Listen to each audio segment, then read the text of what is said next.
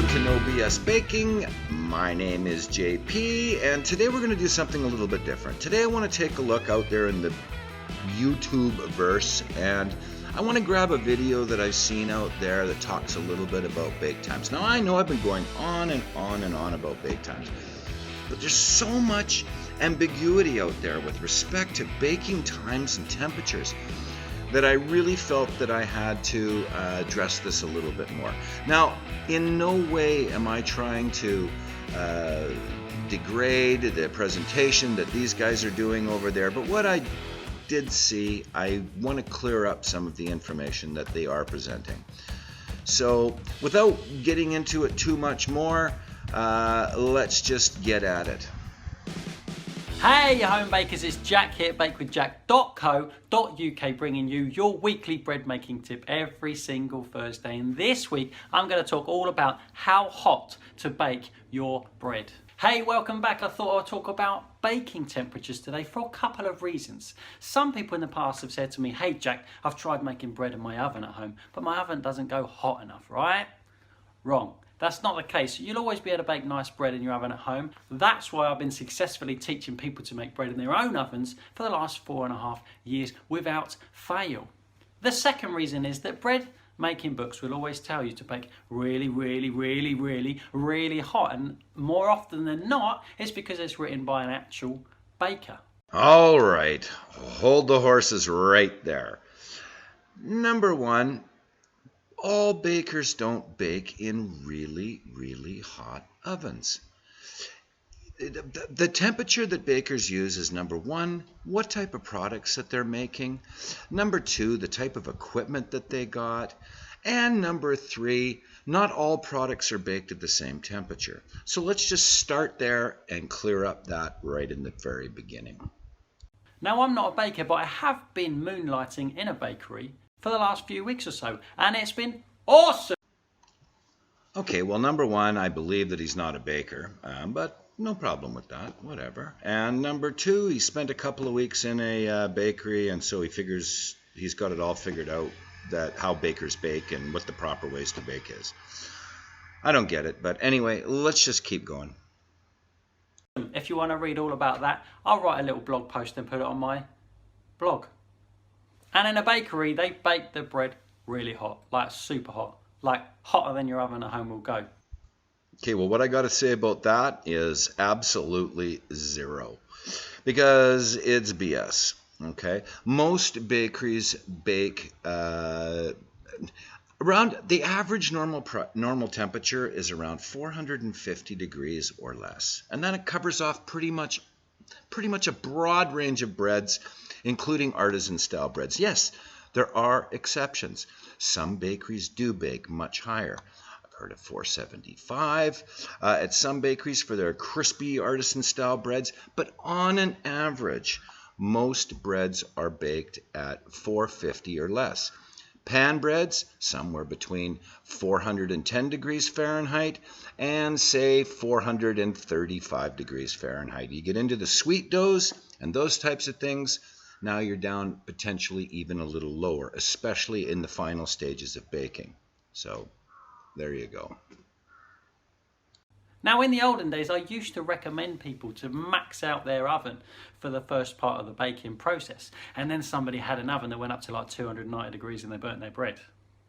I wasn't expecting that. I thought maximums was sort of like 230, 240. Mine goes up to 230 at a push.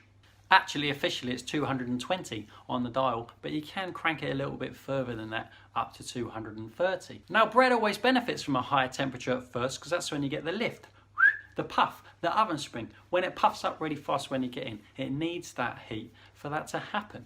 Okay, folks, you don't need a super, super hot to give you your poof, okay? You know, if you're up over 400 degrees, 420 degrees, which is kind of where pan bread normally is baked by commercial bakers, 420 to 435, somewhere in that area. Hot dog buns, most soft rolls, that type of stuff are all kind of baked in that area. Now, you get oven spring generally from not having really super hot temperatures. Through all my years and all my schooling, I'd never heard of actually giving a really, really hot oven to achieve optimal oven spring. Normal temperatures, anything up over 420 is perfectly good enough. Your dough only heats up for so much, and it really does all of its oven spring anyway within the first 10 minutes, 15 minutes, and then it's done. So keep that in mind. So I always start everything off on 230 with plenty of steam for about 15 minutes. Okay, well, I'm not going to beat this to death, but 230, it's about 450 degrees. You want to get oven spring, don't follow this. That's my educated opinion. And then I'll tend to turn it down to about 190 to finish the baking. For example, if I was making a loaf in a tin that was 500 grams of flour, I would pop it into the oven at 230 for 15 minutes, turn it down to 190 for 15 minutes, pop it out of the tin and pop it back in out of the tin into the oven for a further 10 minutes to finish it off. Total time 40 minutes. Okay, generally for pan bread, 40 minutes is kind of like the top end, especially if it's a white or a brown or maybe even a light multigrain or something like that. Most bakers or bakeries try to retain as much moisture in the product as possible, and that means try to bake it as quick as possible to retain moisture inside it so that you got good eating quality and it doesn't stale as quickly. So 40 minutes, that is, and taking it out of the pan to boot on top of that, he's really drying that loaf out. You can bake all the way through when you have a pan. Just depan it immediately after it's baked and you won't have the soggy bottom. And that will allow for maximum oven spring at first, and then the time for it to bake through into the middle nice and evenly. I mean, the hot oven spring thing, I mean, I can't say any more about it. So anyway, let's go.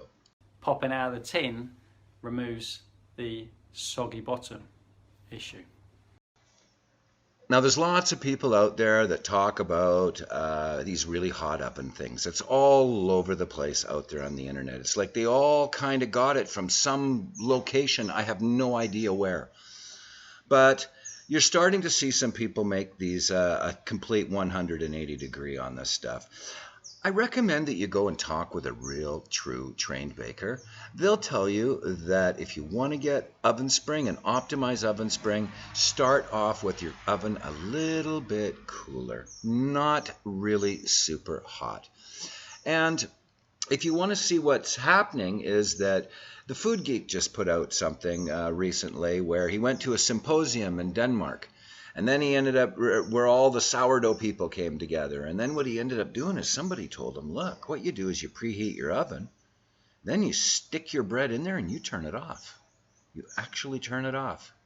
And you bake it for 15 minutes or 20 minutes or whatever with the oven completely off. Now, what is that doing? What that's doing is that the heat is dropping. It's cooler. Now, you still got the shock value that you're getting from it, from having it preheated, because believe me, I believe he started telling people, preheat your oven to 500 degrees. Trust me, go with a lower temperature. Now, I'm going to put up a link to that video. Definitely worthwhile watching, and I got a good chuckle out of it, and I hope you do also. But anyway, see you again. Thank you very much for watching the video. I hope you learned a little bit of something out of this one. I always try to give a little bit of information in there that's a little different from some of the other websites. But if you have any questions, please don't hesitate to drop me a line. I'd be happy to answer any of your baking questions. And remember, please give me a like and a subscribe down below. It really, really helps with this YouTube stuff, and especially when you're starting off like I am. So thank you. We'll see you again next time on No BS Baking.